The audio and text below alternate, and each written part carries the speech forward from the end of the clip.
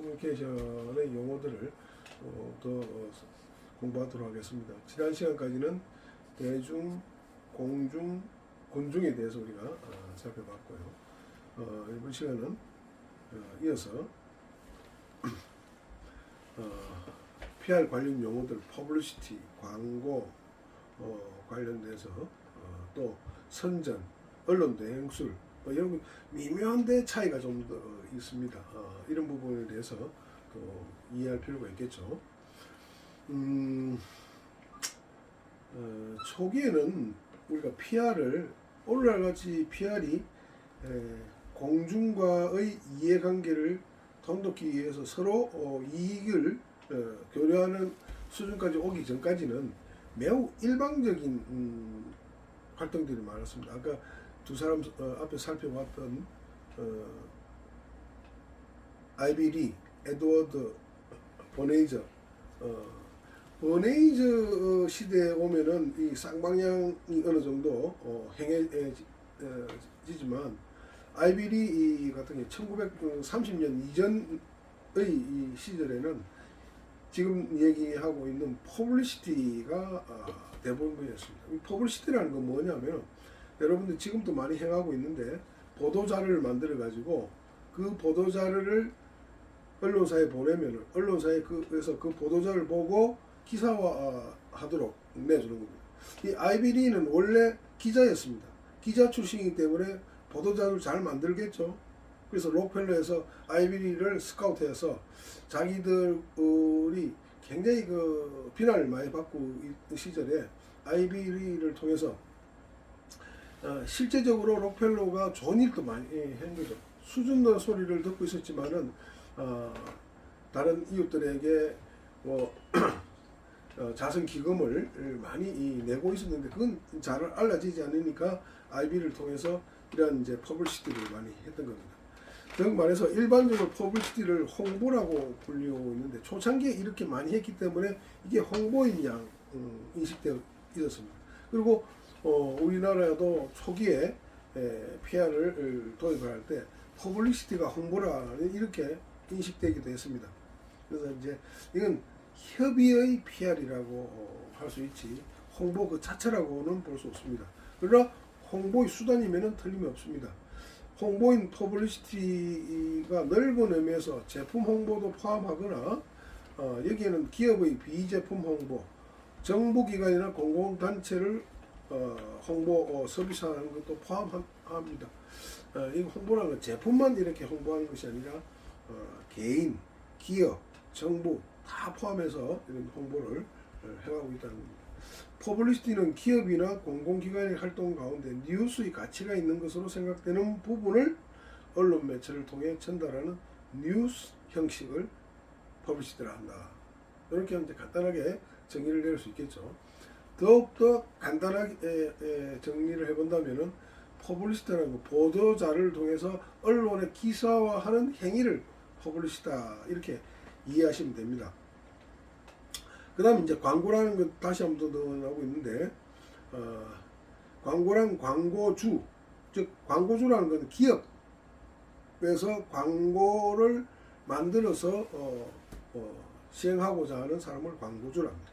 광고주가 대중을 설득하거나 영향을 끼치기 위해서 영향을 끼친다는 말은 뭡니까?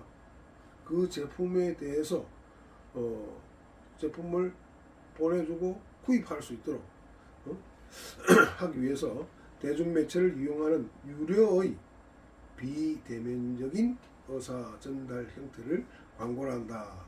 뭐 이렇게 이제 정의를 내릴 수 있겠죠. 광고주가 통제 가능하다.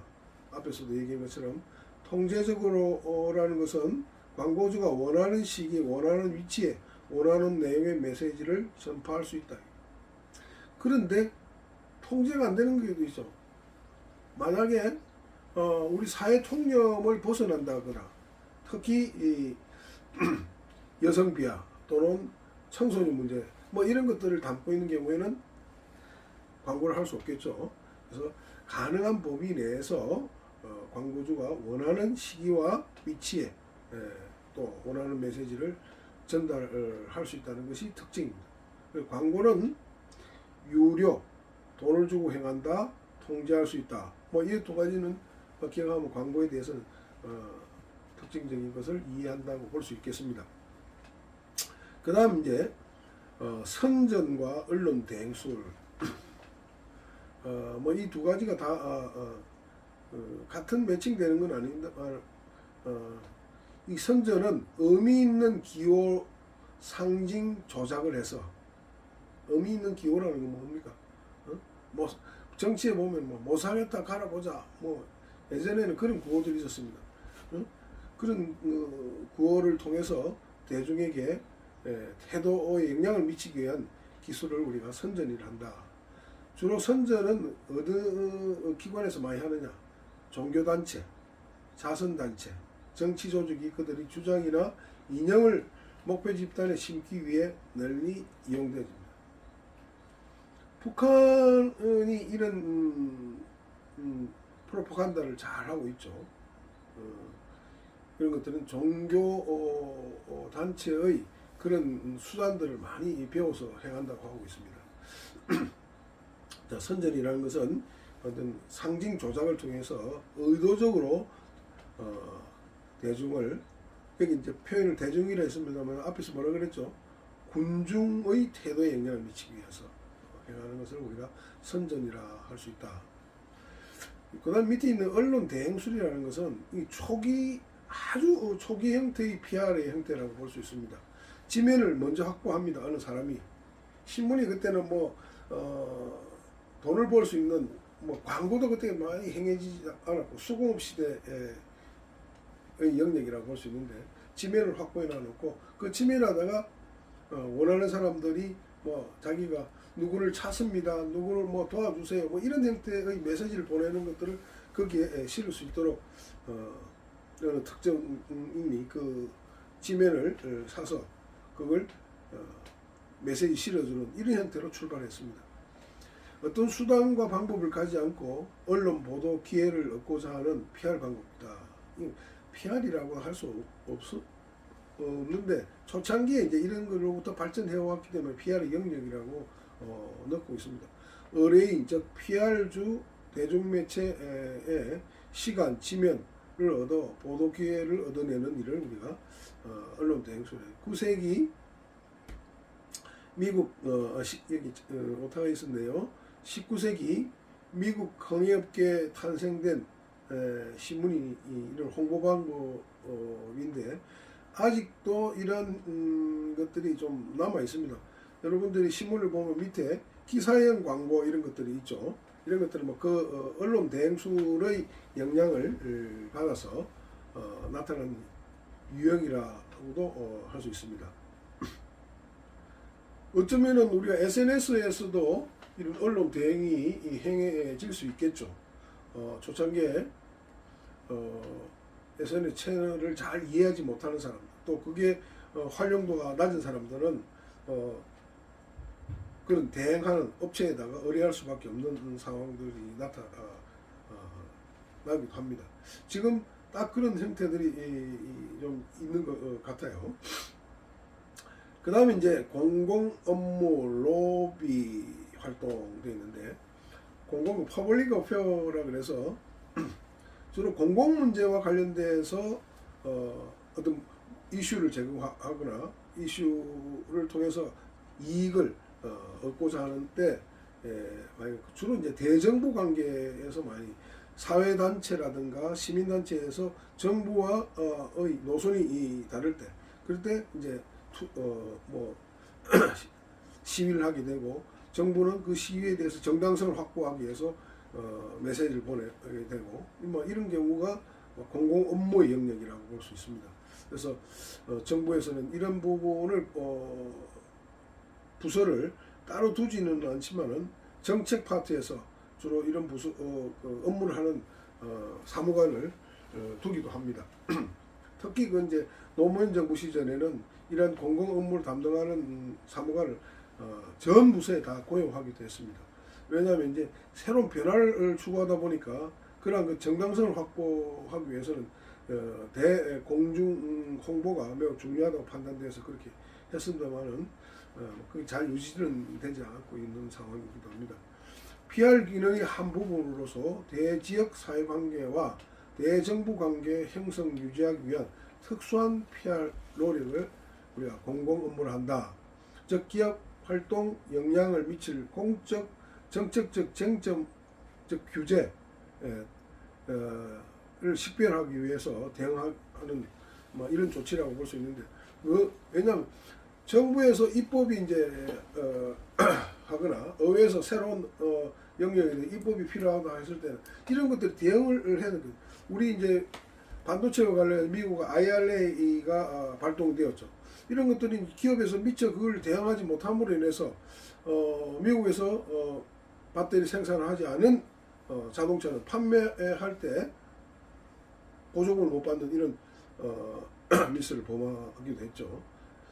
다른 뭐 몇몇 유럽 나라들은 미리 그걸 대응을 해서 헤쳐나가는 데 비해서 우리와 일본 같은 경우는 잘 대응하지 못해서 불이익을 당하는 이런 경우도 생깁니다. 그래서 기업은 어떤 경우에는 삼성 같은 경우에는 이 정책이나 세계 정세에 돌아가는 데 대해서 매우 많은 정보를 보유하고 있습니다. 특히 일본의 노무라 정권 같은 경우에는 전 세계를 대상으로 해서 이런 정보를 입수해서 대응하는 노력을 해하고 있기도 합니다. 초창기에는 이런 노무라에서 나오는 자료들이 많이 행행하고 참고를 많이 했습니다만은 지금은 이제 우리 기업들이 더 많이 그런 영역을 확보하고 활동하고 있다고 보아집니다. 그 다음에 로빙, 뭐 여러분들 이제 뭐 많이 들어본 용어이기도 하고 또 많이 들어봤지만 잘 모르는 영역이 로비 활동입니다. 우리나라의 경우 로비 하면은 잘못된 인식이, 좀 부정적인 인식이 많이 팽배하죠. 그러나 미국이나 유럽의 경우, 특히 미국의 경우 이 로비는 정식으로 허용하고 있습니다. 로비스트는 등록하게 돼 있어가지고 로비스트 등록하면은 의회나 정부에 가서 요청을 하고 할 수 있습니다. 우리는 어떻게 해요? 로비하러 왔다고 낌새가 나타나면 어떻게 됩니까? 만나주지도 않고 문전 박대하고 또 로비 하지 않는 것처럼 와가지고 뭐 만나고 가서 뒤에 문제가 돼갖고 또 뭐 사법에 누구를 만나니 요즘 야당의 대표와 관련해서 그런 뭐 여러 가지 행행되는 이런 것들이 대표적인 사례들 중에 하나로 볼 수도 있는 영역이 있기도 합니다. 로비 활동은 이기적 목적으로 막후 벌이는 이면 공작으로 알려져 있으나 민주국가 시민단체 의회와 정부에 건의하거나 진정 헌법적인 권리를 로비로 인정하고 있습니다. 그러나 우리는 이 로비라는 부분이 민주화되는 과정에서 잘못 인식이 되어서 뭐 뇌물을 부여하거나 또 받거나 이런 것을 로비로 인식하고 있는데, 한때는 이 로비를 적극적으로 우리도 인정하자 하는 부분이 있어서는 아직 사회적 분위기상 그런 게 허용되지 않고 있습니다. 그러나 이 로비는 정식으로 민주국가에서 자기들의 요구를 법적으로 정당하게 설명할 수 있는 권리를 부여하고 있다는 거죠. 민주사회의 헌법정신, 국민 정부 청원 보장권, 그 다음에 정당하게 수행한 로비 활동이 일종의 청원권 행사의 성격을 띈다 해서 서구 유럽은 일정 부분 허용하고 있는 거죠. 그리고 우리도 어느 정도 이제 성숙한 단계가 되면은 이 로빙이 허용될 가능성이 많을 걸로 봐집니다. 그럼 우리 SNS와 관련해서 뭔데 이걸 이렇게 설명을 하느냐? 우리가 SNS를 통해서 이제 단순히 정보를 전달한다 그러면은 이런 것도 필요가 없겠지만 앞으로는 정교하게 정보 관계라든가 또는 사회관계라든가 이런 것들을 대중을 상대로 하거나 공중을 상대로 하거나 군중을 상대로 했을 때 이러한 것들을 이해하고 있다면, 예를 들어서 정부에 가갖고 뭘 요구하는데 뭐 당신이 어디서 왔어요? 어디서 왔어요? 아니 당신 왜 이런 데 나타나요? 그렇게 문제박대에 당하는 경우가 생길 수 있습니다. 그럴 때 정당하게 내가 청원권을 행사하기 위해서 이렇게 왔다라고 얘기할 수 있는 능력을 가져야 된다는 거죠. 자, 이제 여기까지 설명을 드렸고요. 이번 시간에 이제 마케팅에 대해서 좀 살펴보도록 하겠습니다. 마케팅은 무엇인가, 마케팅 요소, 또 관련된 포지셔닝이라는 용어도 있고, 3C, STP, 푸코닝, 벨딩, 그리드 모델 이런 것들이 있습니다. 좀 생산 용어들이 제법 있죠. 별로 어려운 건 아닙니다. 좀 간략하게 쉽게 설명을 해보겠습니다. 마케팅은 뭐 지난번에 한번 얘기했습니다만은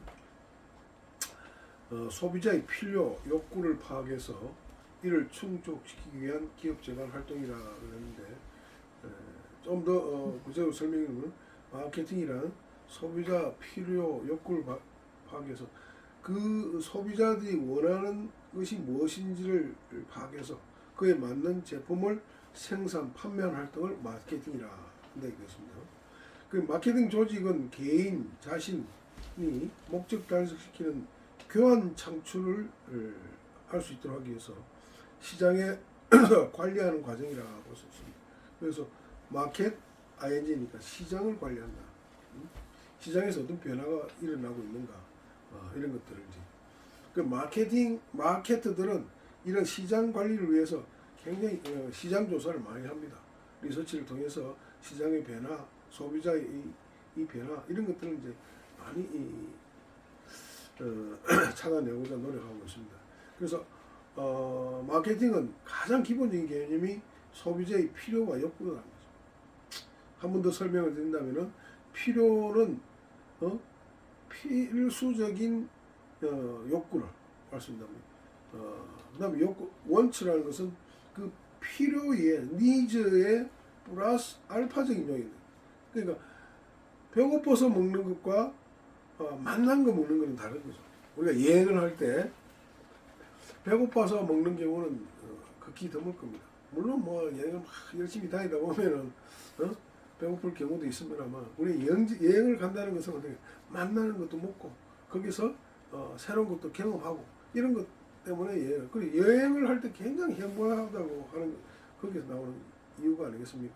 그래서 욕구라는 것은 만나거나 어디 가치적인 요인이 포함되어 있다는 거죠. 그래서 마케팅이라는 것은 과거에 단순히 생산 판매하는 것이 아니라 소비자들이 원하는 바가 뭔지를 제대로 파악하는 것부터 출발한다는 겁니다. 그래서 판매와 마케팅, 아까 얘기한 것처럼 단순하게 판매하는 것과 마케팅 차이점은 여러 가지 살중 중 하나 종종 판매와 동일한 개념을 갖고 있습니다. 판매도 고객에게 제품을 제공하는 것, 마케팅도 제품 제공하는 것은 동일하다고 볼 수 있습니다. 동일한 개념이지만은 판매와 다른 것은 마케팅이 판매보다는 상위의 개념이라고 볼 수 있다. 또 판매하고자 하는 대상을 최우선적인 초점을 갖는 것이 판매라면은, 마케팅은 고객이나 소비자 필요 욕구가 무엇인지를 기본적으로 두고 있다. 판매는 욕구고 그런 부분을 관심이 없어요. 그냥 내 10개 갖고 와서 10개 판매해야 된다는 단순한 논리라는 거죠. 그런 것이 이제 판매와 마케팅의 차이다라고 볼 수 있겠습니다. 이제 마케팅에는 4가지 요소를 기본적으로 얘기해서, 물론 7P라 해갖고 다른 개념도 얘기를 하는 경우가 있습니다. 우선 포피라는 것은 제품이 있어야 되겠죠. 제품이 있으면 그 가격의 비싸냐, 저렴하냐, 유통, 이게 도매상이냐, 소매상이냐, 뭐 촉진, 프로모션, 뭘 우리가 흔히들 뭐 피자 가게 갖고 10번 하면 쿠폰 하나 주죠. 10번 하면 한 판 더 이런 프로모션, 이벤트 뭐 이런 영역이 4가지 영역으로 나눕니다. 이 프로모션에는 또 4가지가 있습니다. 우리 앞에서 공부했던 PR, 광고, 퍼스널 세일링, 세일즈 프로모션, 판매 촉진. 여기는 이제 프로모션에 대해서 세일즈 프로모션, 판매 촉진, 이 4가지가 또 촉진의 영역에서 행해지고 있습니다. 그래서 이제 뒤에 또 다루게 되겠습니다만은 이 4가지 이상을 다 포함해서 또 새로운 마케팅을 하고 있는데 그걸 IMC라 그러죠. Integrated Marketing Communication 내가 통합적 커뮤니케이션 행위를 IMC라고도 얘기합니다. 근데 이제 오늘은 마케팅 포피에 대해서 기본적으로 좀 공부를 하고 갈 필요가 있겠죠. 최근 무형의 상품인 서비스의 중요성이 커지면서 포피 개념이 중요시되고 있습니다. 무형, 무형성, 이질성, 비분리성, 소멸성 이런 3P 개념이 더해지고 있는데 그 밑에 나오는 보면 사람도 포함되고 있고 과정도 되고 또 물리적 에비던스, 피지컬 에비던스도 포함시키자 하는 게 있거든요. 그러나 이 3P의 개념까지 도입을 해서 마케팅 믹스 전략을 꾸미기도 있습니다만 이론적으로 명확히 정립이 되어 있지 않기 때문에 간략히 소개만 드리고 오늘은 4가지 영역에 대해서 좀 이해하고 넘어가는 게 중요할 것 같습니다. 이 4가지 영역이 과 반드시 여기는 포함시키지 않았습니다만은 여러분들이 알아둘 게 프로덕트 라이프 사이클 제품 수명 주기라는 게 있습니다. 어떤 제품이 태어나면은 성장을 합니다. 성장을 했다가 고점에 가서 그 다음에 쇠퇴하는 이런 포물선을 걷게 되는데 어느 시점인가에 따라서 제품이나 가격이나 유통의 전략이 달라집니다. 신제품이 딱 나타났다면 어떻게 되겠습니까? 이 유통의 탄력성, 유통망을 잘 갖춰야 됩니다. 뭐 사러 갔는데 뭐 제품이 그게 가격이 없다 이런 곤란하게 했죠. 그래서 신제품이 나와서 유통 문제를 관심을 가져야 된다. 성장기에 되면 어떻게 돼요? 이제 촉진에 많이 신경. 뭘 어떻게 프로모션 할 것인가. 그 다음에 이제 성숙기에 도달했습니다. 이제 고점에 왔습니다. 그때는 어떻게 가격이 탄력성, 어떻게 세일즈, 뭐 30% 세일, 40% 세일 막 이렇게 나오죠.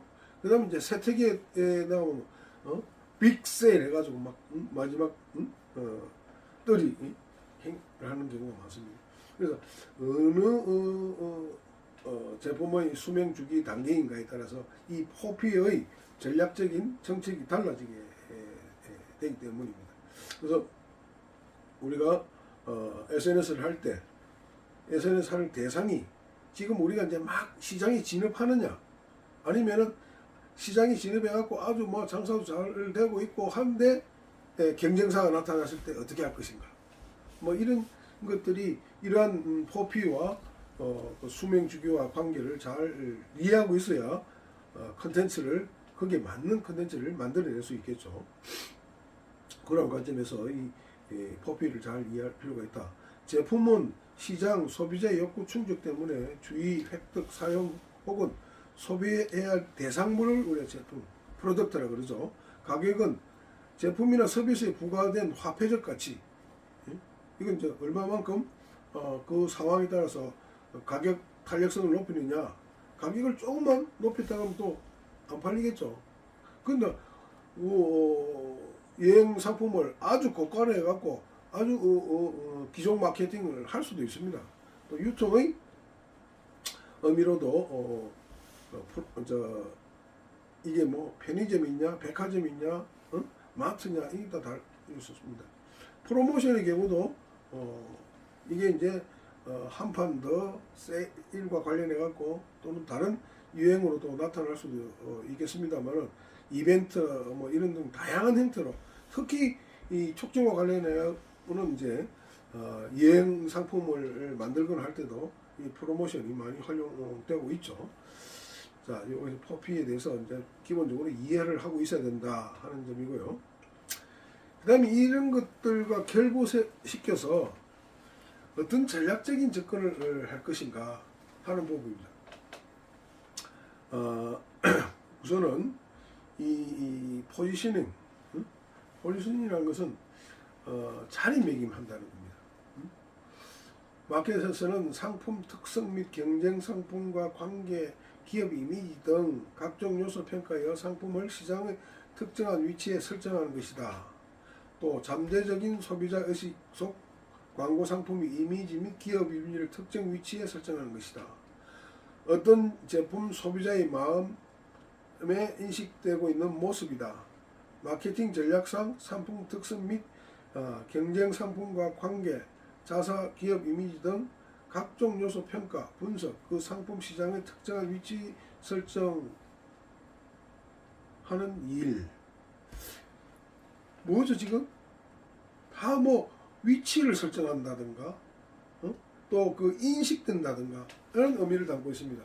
무슨 말이냐 하면은 어떤 제품이 어떤 상품이 이 판매에 소개하기 위해서는 그 대상이라는 건 고객의 마음에 들도록 하는 딱 자리매김하는 거지. 여러분 이제 그 혹시 뭐 여기 천주교에 있는 사람들이 있는지 모르겠지만 천주교에 가면은 기둥에 탁 되어 있는데 한쪽 기둥에 촥 이렇게 파져 있습니다. 파져 있는데 그거 뭐냐면 촛불을 딱 넣어놓고 있어요. 그걸 리치라 그래요. 리치. 그래서 자리매김한다. 그러니까 포지셔닝은 그런 자리매김을 의미합니다. 주로 이 사사본면에다가 그려놓고 매핑을 해보는데 어느 영역에 속해 있느냐에 따라서 전략이 달라지겠죠. 소비자 분석으로 소비자가 무엇을 원하는지를 파악하는 단계고, 그 다음에 도입 제품의 경쟁사를 점검하는 단계가 있어야 됐고, 경쟁의 제품이 어떤 포지션 차지하고 있는지 분석해 자사 제품의 포지셔닝을 결정을 하고 소비자와 시장 분석을 통해 제품의 포지셔닝 조정, 리포지셔닝을 해야 돼. 다시 자리매김. 과거에는 아날로그 시대에는 2등이 가능했습니다. 지금은 2등이 이제 존재할 수가 없습니다. 1등만이 존재합니다. 그래서 이 1등이 어떤 1등이냐 하는 거에 따라서 이제는 시장을 다시 나눠야 됩니다. 새로운 시장을 창출해서 거기에 자리매김을 해서 내 시장을 만들어야지. 그걸 이제 이 포지셔닝을 잘 이해하고 있어야 새로운 시장을 창출해내고 거기 자리매김해서 새롭게 시장을 진출할 수 있다는 거죠. 지금 과거와 같이 단순히 기대기 전략을 해갖고는 곤란하다. 업체가 1위 업체가 있는데 1위는 1위고 나는 2등 해갖고 그 지역에 상권을 나눠가겠다. 이제는 용서가 안 됩니다. 아날로그 시대나 용서가 됐지 디지털 시대에는 이런 2등이 존재하지 않습니다. 그러나 2등은 어떻게 해야 되겠느냐. 그 시장에 가갖고 경쟁할 것이 아니라 새로운 시장을 창출해야 돼요. 새로운 시장을 창출해서 지금 고가다 그러면 그 고가에 가갖고 경쟁해 갖고 출혈을 하기보다는 중저가에 맞는 나의 시장을 창출하거나 아니면 더 고가로 해서 그 뛰어난 고가 정책으로 차별화해서 새로운 시장을 창출하거나 또 같은 가격이라 하더라도 고객의 니즈를 다른 방향으로 원치를 다른 방향으로 돌려서 시장을 창출하거나 하는 이런 포지셔닝적인 접근 방법이 매우 유용하게 활용되고 있다는 것을 알 필요가 있습니다. 자, 여기까지 이제 설명을 드리고 또 다음 시간에 이어서 공부하도록 하겠습니다. 감사합니다.